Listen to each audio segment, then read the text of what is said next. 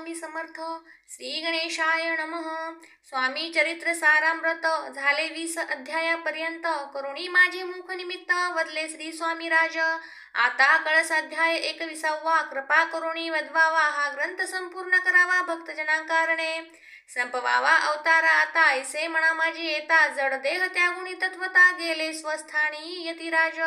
शके 1800 पूर्ण संवत्सर ते बहुधन्य. मास चैत्र पक्ष कृष्ण त्रयोदशी मंगळवार.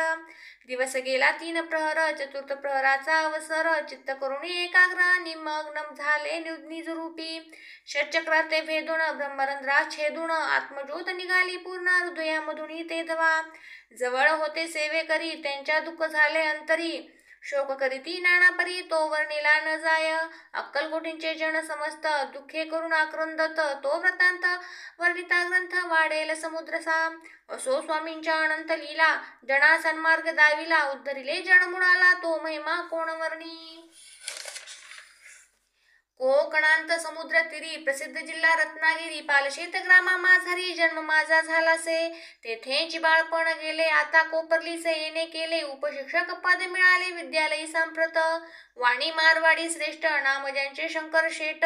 त्यांची स्नेह झाला निकट आश्रय दाते ते माझे. त्यांची स्वामी चरणी भक्ती भावार्थे पूजन करीती. दिवसा उपजली चित्ती स्वामी चरित्र श्रवणाची. ते मजला सांगितले मी स्वामी गुणानुवाद गायले. हे स्वामी चरित्र लिहिले अल्पमतीने अत्यल्प. प्रथमाध्यायी मंगलाचरण कार्यसिद्ध्यर्थ देवता स्तवन. आधार स्वामी चरित्रास कोण हेची कथन केलेसे.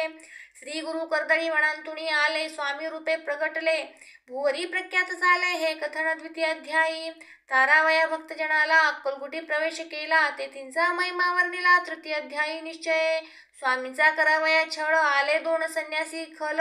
तेची व्रत सकल चौथ्या माझी वर्णिले. मल्हारराव राजा बडोद्यासी त्याने न्यावया स्वामींसी. पाठविले कारभार्यांसी 5व्यांत ते कथा. यशवंतराव सरदार त्यांसी दाविला चमत्कार. तयाचे व्रत समग्र 6व्यांत वर्णिले.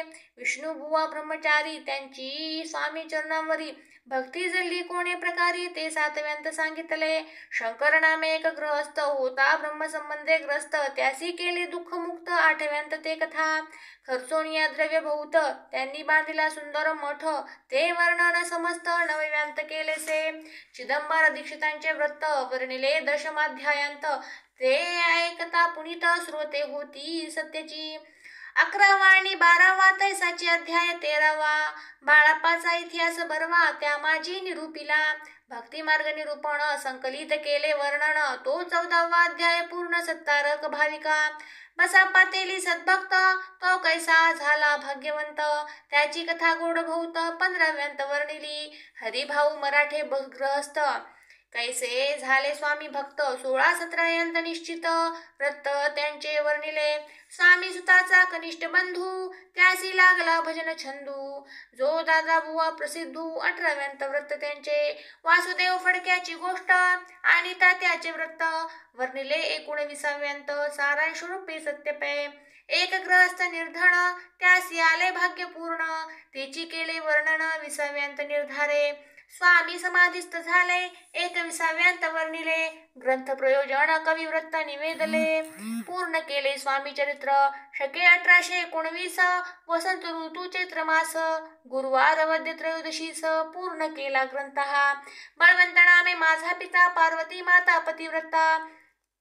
वंदोणी त्या उभयता ग्रंथ समाप्त केलासे. स्वामींनी दिला हा वर जो भावे वाचिले हे चरित्र. त्यासी आयुरारोग्य अपार संपत्ती संतती प्राप्त होय.